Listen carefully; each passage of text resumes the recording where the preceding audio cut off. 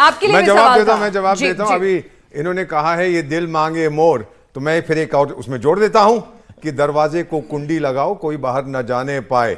क्यों ना जाने पाए? जिसने हमारी बात नहीं मानी जाके अपनी भैंस चराए। अरे अभी तो पार्टी शुरू हुई है।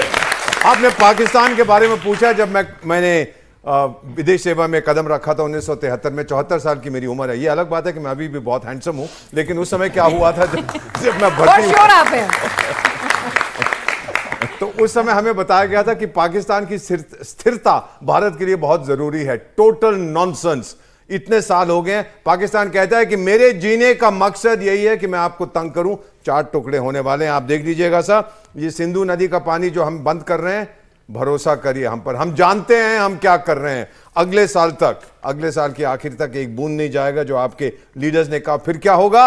ये सिंधु नदी जाती है खैबर पख्तूनख्वा, जहां पठान रहते हैं। My father was a Pathan, मैं जानता हूं। उनको पानी नहीं मिलेगा, वो ठोकेंगे पंजाबियों को जो उनके नीचे हैं, जहां सिंधु जाती है। पंजाबी ठोकेंगे सिंधियों को जो सबसे आखिर में है, जहां सिंधु नदी मर जाती है। वहां पे अपने आप गृह युद्ध शुरू हो जाएगा पानी के ऊपर। यह एक मास्टर स्ट्रोक है जो भारत ने किया है, जो आज के चाणक्य नरेंद्र मोदी ने किया है। और फाइनली आपका प्रश्न था कि डोनाल्ड ट्रंप के साथ कैसे डील किया जाए। अमृतसर के छोले खिलाओ उसको सर, वो ठीक हो जाएगा। Don't worry about it. अब वो अलास्का में कह रहा है कि मैं पुतिन्स्की से मिलूं, पुतिन्स्की नहीं, क्या नाम है उसका, वही जो भी है, उनसे मिलूंगा। ट्रंपिन्स्की पुतिन्स्की की मीटिंग होगी और बेचारा बेगिंस्की यूक्रेन वाला क्या करेगा। सर ये आदमी है कि दिन में हर 15 मिनट में अपने बयान बदलता है। इसको कोई भी सीरियसली नहीं लेता। बस अब आप देखेंगे वहां का जो जुडिशियल सिस्टम है अमेरिका, वहां की कचहरी बहुत मजबूत है हमारी कचहरियों की तरह। वो इसको मुझे लगता है उसको बाहर निकाल देंगे। इस आदमी को कहेंगे कि इसका भेजा फ्राई है, इसको राष्ट्रपति नहीं होना चाहिए। आप देखते जाइए सर, अगले 2-3 हफ्ते के अंदर क्या होता है। तो हिंदुस्तान ने तो बता भी दिया है कि भाई ऐसा है कि हम आपकी सुनने वाले नहीं है, आंखों में आंखें डालकर बात करेंगे, ड्राई रिफ लगाते रहिए, हम उसका भी सोल्यूशन निकाल लेंगे।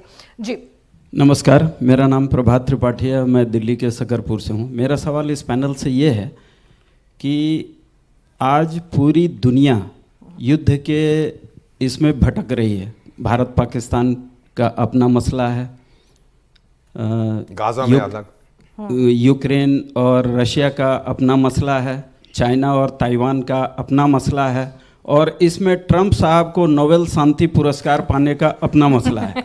पैनल सारा मसला है, इस पे क्या क्लियर, बहुत सारी मसले हैं, इस पे पैनल का राय जानना चाहता हूँ। एक नया नोबेल प्राइज हम दे रहे हैं, नोबेल प्राइज फॉर कॉमेडी, वो ट्रंप साहब को दिया जाएगा।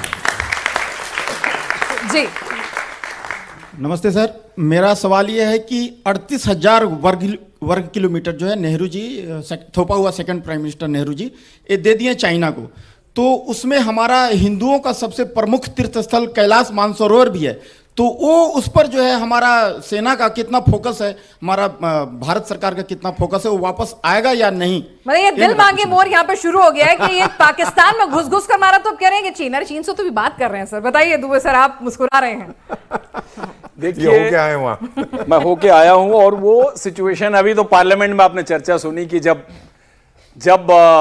चीन को 2000 किलोमीटर जमीन, 38,000 वर्ग नहीं, अभी जो लेटेस्ट जो चर्चा चली थी 2014 के बाद की, तो ऐसा आरोप लगा था कि इतनी जमीन चीन को हमने दे दी और इस पे भारत सरकार चुप है।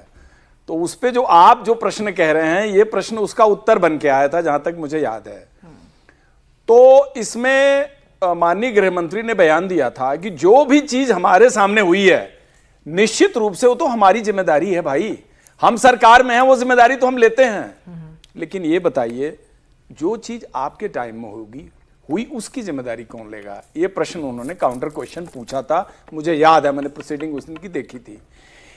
कहने का अर्थ है कि अगर आप चाइना पाकिस्तान के रिलेशनशिप को देखें 1947 के बाद, तो बड़ी गंभीर, बड़ी सिग्निफिकेंट चीजें हुई, और वो 60 से पहले हो चुकी थी, 60 से पहले हो चुका था।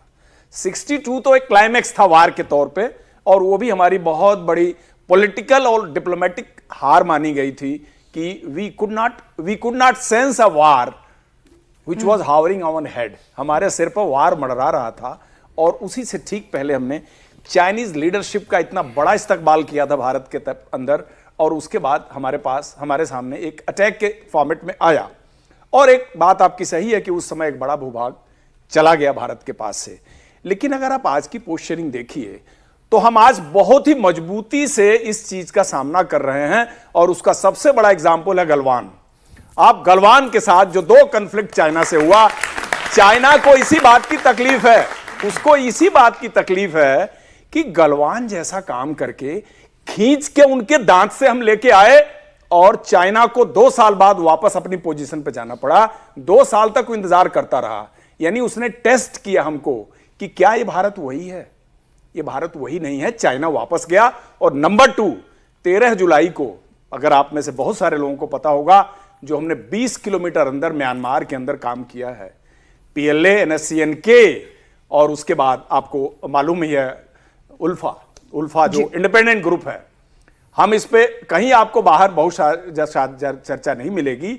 ये सिर्फ इन तीनों बैड ऑर्गेनाइजेशन के खिलाफ ही हमने अटैक नहीं किया है, इसकी चर्चा भी थोड़ा और ऊपर तक गई है, इसलिए कि ये हमारा स्ट्रेटेजिक बफर जोन है, उसको हमने एक्सप्लॉइट किया है। हमने इनडायरेक्टली मैसेज दिया है कि भाई हम यहां तक हैं, आप गलतफहमी में हो कि हमको नहीं पता है क्या हो रहा है यहां, हमको पता है यहां क्या हो रहा है। और हमारे ड्रोन और मिसाइल आ करके टेस्टिंग करके पूरा चले गए, और उनके टॉप उल्फा के टॉप लीडरशिप की किलिंग्स हुई हैं।